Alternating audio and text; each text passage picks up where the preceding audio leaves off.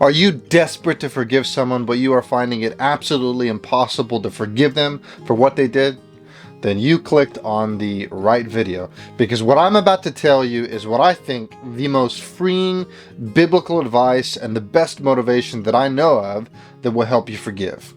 You want to be able to learn to forgive, then let me take some time and walk you through what I think is the most important Bible passage there is to help you.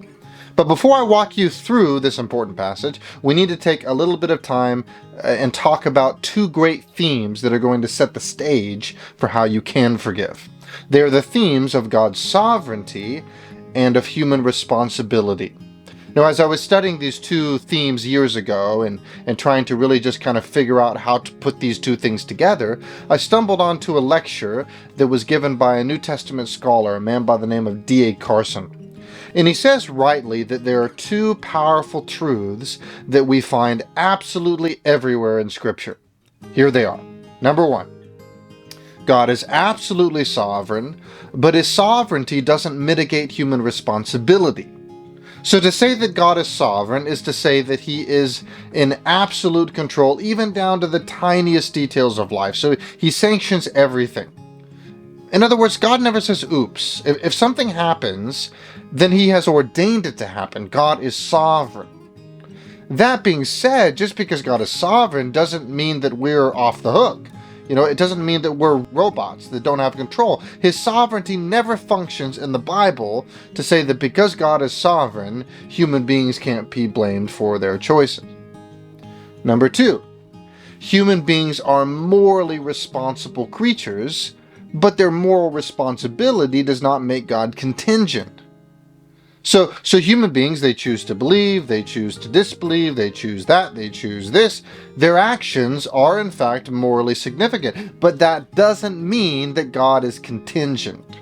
Now what that means is that God isn't just kind of hanging back there, not really involved at all. That he's simply just kind of waiting to see what we will do. That somehow everything is contingent upon you and I.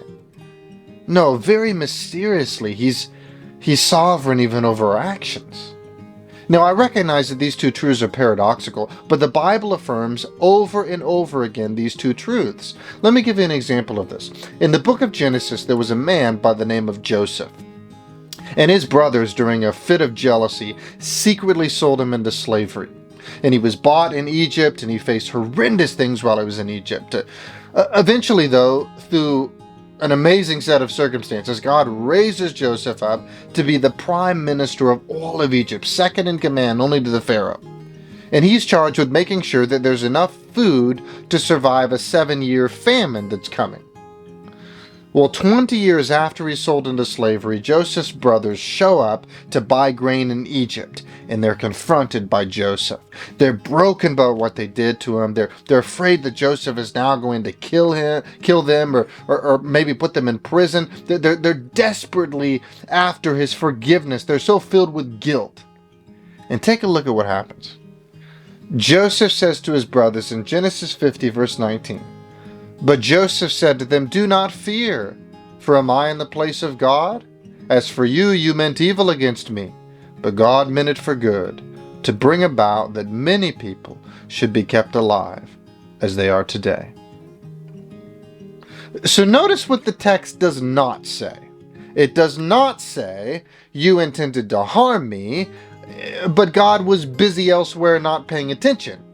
But then when he finally saw, everything that was going on, he's such a good chess player that he worked everything out for my good anyways. No. Nor does the Bible say that God's intention was to bring Joseph down in luxury and down in a limousine. But the brothers got involved and messed up God's plans, and he went down as a slave instead. No, it says that in one and the same event, the brothers meant this for harm, and God meant it for good. Understand that when you know these two themes in and out, it will help you find a way to forgive. Here's the answer. Here's where I'm going with this. A recognition and acceptance of God's sovereignty over the situation can help you forgive anybody. I want to suggest to you that by God's grace, Joseph had gained a perspective. He gained a perspective that not many people have. What I'm about to tell you is so incredibly important. Here it is. Seeing what God had done for him meant that Joseph no longer had a problem with what men had done to him. Seeing what God had done for him meant that Joseph no longer had a problem with what men had done to him. You intended to harm, he says, but one and the same event, God intended it for good. Joseph knew that vengeance was not his to take. What does he say? He says, hey, am I in the place of God? You see, when Joseph thought about his life journey and everything that happened to him, he acknowledged that it was exactly what God intended it to be, but that God's motivation behind it was good. Now, of course, Joseph would never say that what the brothers did was not evil. He would never say that they were right in any way. He would never say that he wasn't hurt by the situation. He never said that they weren't robots, that they weren't in control. He knew that they were responsible for their choices. But knowing all that, he also knew that God was sovereign over their decisions. Joseph sees that God was working these bad things together to bring about a gracious goal to save people from dying in a famine. God raised Joseph up. He shaped him to have a certain set of skills in order to make the people of Egypt and the surrounding areas okay, that they wouldn't die from the famine, because Joseph was raised up to be a great leader. So notice that Joseph focused much more on God's good intentions than he did his brother's evil intentions.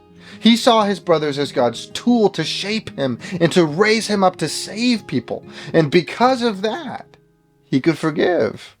Joseph saw that there was a bigger picture. He was able to put the tragedies of life into perspective. Friends, when people hurt us, we think to ourselves, well, it's the end of the world. They've taken something from me. They've injured me beyond repair. They've ruined all of the plans that I had. They've affected me. They've affected how I view myself. What they have done to me, it has ruined my life. We have a hard time trusting anyone now. We feel broken. That's what we think, and that causes a root of bitterness in us that slowly and surely pulverizes us. It rips us apart inside. Now, I don't want to diminish your pain. Please, I would never want to do that. I would never want to do that to you. I would never want to make light of how someone has hurt you and how you feel about that. That being said, Joseph was sold into slavery by his brothers. He was falsely accused. He was put in prison for years. If anybody has a right to hold a grudge and hold on to bitterness and distrust, it was Joseph. Joseph faced much more suffering and betrayal than I ever have and probably ever will. And yet, his recognition and acceptance of the sovereignty of God leads him to see his tragedies in a different light, which in return gave him the grace to help him forgive. Seeing what God had done for him meant that Joseph no longer had a problem with what men had done to him. So think of it this way for you. Seeing what God has sovereignly done for you means that you no longer have a problem with what men have done to you. Understanding that God is sovereign over your life and that He has good purposes, that is what allows you to be able to forgive. It changes everything. And you say, well, Kyle, how do you know that that's what God is doing within my life? Well, we know that's what He's doing. Romans 8:28, it says, and we know that for those who love God, all things work together for good, for those who are called according to His purpose. You see, God makes a promise to believers. He promises that all things work together for good for those who are called according to His purpose. I want you to take some time. Look at those two words, all things. That means bad things, sad things, happy things, good things, evil things, tragic things, all things. God works all things together for good. Knowing that God in His sovereignty has your best interest at heart, and that behind the tragedies and evils of life, we find God's good intentions. Acceptance of that knowledge changes everything for us. Changes absolutely everything for us. Seeing what God had done for us means we no longer have a problem with what men have done to us. A recognition and acceptance of God's sovereignty will help you forgive. Well, if this has been helpful for you in any way, I would just encourage you to smash the like button to push this out to other people so that other people may be helped by the video as well. You can forgive. It's possible. By the very grace of God, you can forgive. Thank you so much. God bless you in the way.